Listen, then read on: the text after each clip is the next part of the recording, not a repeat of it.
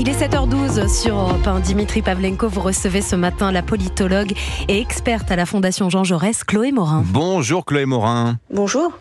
Alors, dissolution, J+5, dimanche soir à minuit débutera officiellement donc la campagne des élections législatives. On est dans le dur en ce qui concerne les négociations d'alliance entre partis. Alors, ça aboutit à gauche, c'est incertain pour l'heure à droite. En ce qui concerne aussi le choix des candidats. Alors, je rappelle que le dépôt des candidatures se fait avant 18h ce dimanche. Point d'étape ce matin avec vous, Chloé Morin, après des journées agitées.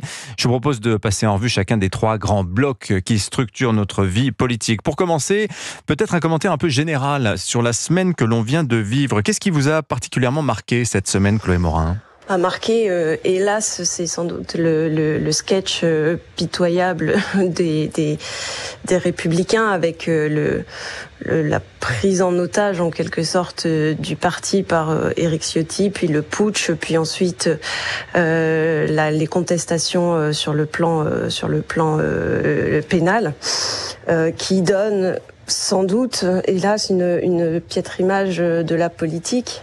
On sait que les Français considèrent déjà que la politique, ce sont beaucoup de magouilles. Et là, je crains qu'ils ne sortent renforcés dans cette idée. Alors, la justice va examiner ce matin à 11h le recours d'Éric Ciotti contre son exclusion des Républicains. Alors, certains se navrent du spectacle de ces querelles intestines à droite. Est-ce que c'est pas le signe que le moment de clarification sur la droite de l'échiquier politique est venu, Chloé Morin ? Oui, effectivement. Pour le coup, on voit dans les enquêtes d'opinion depuis un bon moment déjà qu'une partie des électeurs de droite républicaine souhaitent une union avec le RN. Et donc aujourd'hui, on est en quelque sorte dans la concrétisation de cette union. Et c'est finalement la clarification dont le président de la République a parlé. C'est chacun va devoir trancher et choisir son camp entre les trois grands blocs. D'un côté, vous allez avoir la droite républicaine qui va devoir choisir sans doute entre le bloc d'Emmanuel Macron et le bloc de Marine Le Pen. Et puis, vous avez la même mécanique à gauche aussi. Alors, on voit que le cœur du débat à droite, l'objet finalement du dissensus sur la question de est-ce qu'il faut s'allier ou pas avec le Rassemblement national, ça porte plus du tout sur celui qui a le pouvoir, en fait, Emmanuel Macron, mais sur ce qui serait le pire, à savoir l'extrême gauche ou bien le Rassemblement national, Jean-Luc Mélenchon ou Marine Le Pen. Historiquement, on n'a jamais renvoyé l'extrême gauche et l'extrême droite dos à dos. C'est quelque chose finalement de très nouveau. Et c'est nouveau parce que depuis 2 ans, l'image de la France insoumise s'est énormément dégradée. Et que autour de Jean-Luc Mélenchon, ce parti incarne désormais aux yeux d'une bonne partie de la population quelque chose qui relève du bruit et de la fureur, de la violence. Et ça rend ce pôle d'extrême gauche finalement aussi répulsif aux yeux d'une partie des électeurs, voire plus. Et donc aujourd'hui, on est dans un débat où la majorité des Français considèrent que Jean-Luc Mélenchon peut être une menace aussi grande, voire plus grande que Marine Le Pen. Alors, je voudrais venir avec vous, Chloé Morin, sur ce sondage Opinionway que Europe 1 publie ce matin avec CNews et le journal du dimanche sur les intentions de vote. Alors, ce sont des intentions de vote nationales, non pas circonscription par circonscription. Elles révèlent un Rassemblement national à 32%. Le Front populaire à gauche qui vient de signer, c'était hier soir, est à 25%, en hausse de 2 points en quelques jours. Il y a une dynamique politique autour de ce prétendu nouveau Front populaire, Chloé Morin ? Bien sûr, alors ça met quand même le total de la gauche à un quart de l'électorat. C'est quand même extrêmement bas.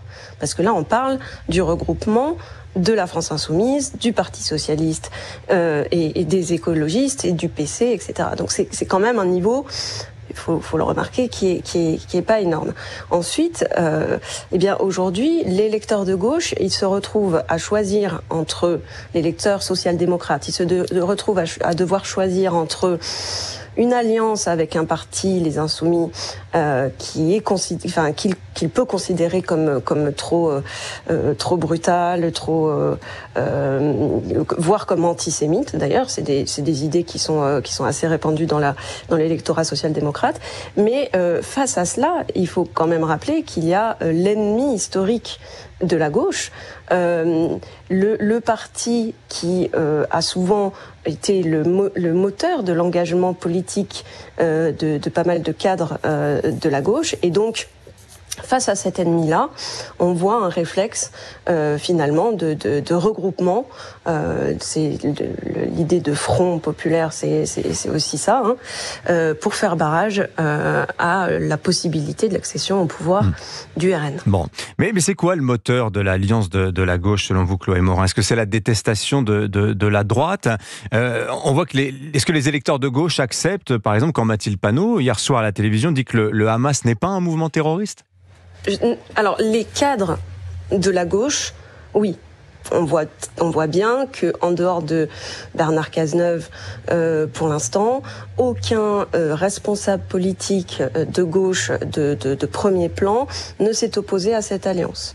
Mais en revanche, l'électorat, ça n'est pas sûr du tout, parce que quand on regarde les études, on voit que, par exemple, un sympathisant PS sur 2 et un sympathisant écolo sur 2 considèrent que la possibilité d'une alliance avec LFI les ferait réfléchir et pourrait les faire changer de vote et donc ne pas faire voter à gauche. Donc c'est une question qui n'est pas tranchée dans l'électorat, et c'est la grande inconnue, enfin l'une des grandes inconnues pour la campagne à venir, avec évidemment un camp macroniste qui espère que tous ces électeurs-là préféreront se rabattre sur la candidature sur les candidats d'Emmanuel Macron plutôt que de devoir s'allier avec la France insoumise. Alors, du côté d'Emmanuel Macron, justement, on voit que les sondages sont pas très bons. Il est personnellement en assez forte baisse. Il a 24% ce matin, le président, dans un sondage Elab pour les Échos. Catherine Ney rappelait dans le Figaro hier matin, Chloé Morin, que depuis le général de Gaulle, aucune dissolution n'a permis au président de renforcer son assise au Parlement. Est-ce que vous pensez qu'Emmanuel Macron pense pouvoir faire mentir l'histoire ?